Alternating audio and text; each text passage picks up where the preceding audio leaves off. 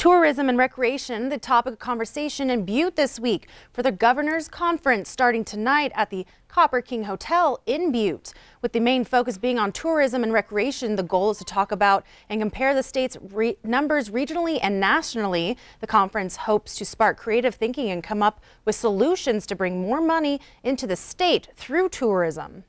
Our whole goal when you're in tourism in the state is to either keep someone in your community one more hour, one more meal, one more night. And if you can't keep them there, you want to keep them in the state of Montana. That's our whole goal. Now, the conference will conclude on Tuesday. When you're forced to deal with below freezing temperatures for over a month, it's hard to look on the bright side. And although it's tough on agriculture, the snow and cold does have its benefits. Following a rather mild start to the winter, snow fell just in time to help blanket and protect crops before brutally cold weather set in. The snow also helped to block out damaging winds, which often dry out soil and impact winter wheat crops. It's still early, but experts remain hopeful regarding this year's winter wheat crop. But I really don't think the cold is going to affect the crops near as much this year as it could have because of the snow cover. And we will have a more in-depth look in a few of the positive impacts from winter at 10 o'clock tonight.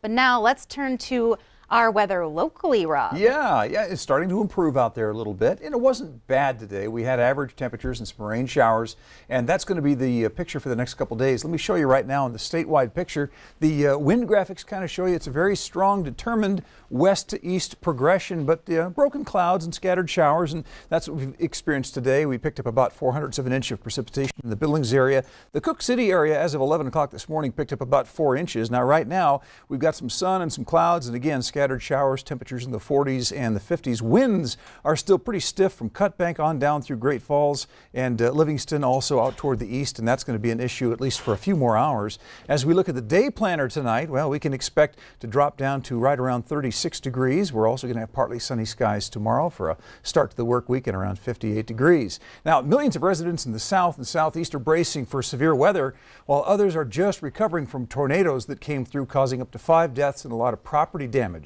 CBS's Meg Oliver has the details. It's just devastating. After the devastation comes the recovery. Over there is part of my garage. From Texas to Mississippi, the toll from this weekend's severe weather is still sinking in.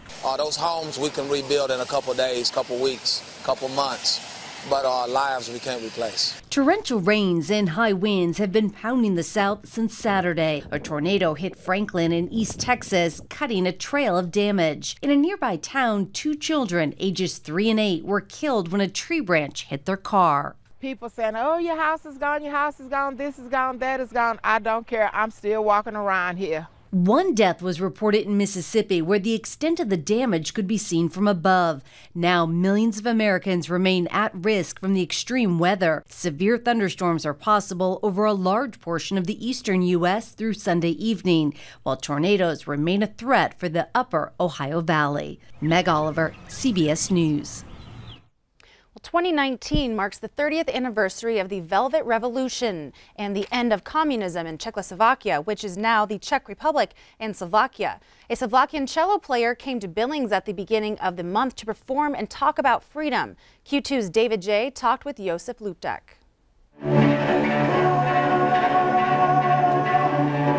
I do believe that music is this kind of powerful tool for our emotions and express our needs and sorrows. Josef Lutek performed in Billings earlier this month. He lives in Slovakia, which at one time was part of Czechoslovakia under a communist regime. The freedom of religious and speech, that was one of the first things we were longing for. The whole fall of communism was for us like a dream. So I was born in 1969. My father was active in a Protestant church. He spent in jail for his faith 1 year. Lutek started playing the cello at the age of 5. 2 things really big window to the kind of freedom. One was the personal faith and kind of community we were living in. And the other one was for me, was music. In his concert in Billings, he performed with his mentor from the Royal Academy of Music in London, Robert Cohen. he's also a very close friend, and he is really one of the top cellists in the world. So it's a very special moment always that we can communicate together through music, and we can bring it to other people as well.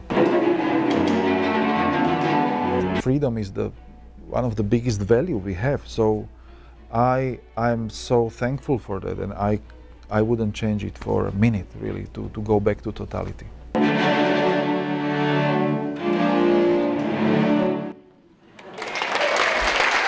David J., MTN News, Billings.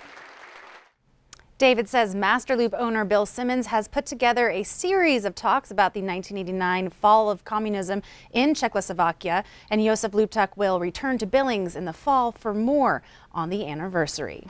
Well, stay with us. More to come on the 5:30 news. After the break, find out what children's item Fisher-Price has had to recall, and the debate continues on breast cancer screening. Find out why in this week's health news. And later in sports, we crown a championship at the Billings PBR. Will it be the Montana and Matt triplet? Highlights on the way. You're watching MTN News with Zoe Zandora, Storm Tracker weather with Rob Griggs, and sports with Casey Conlon. This is the 5:30 news on Q2, Montana's news leader.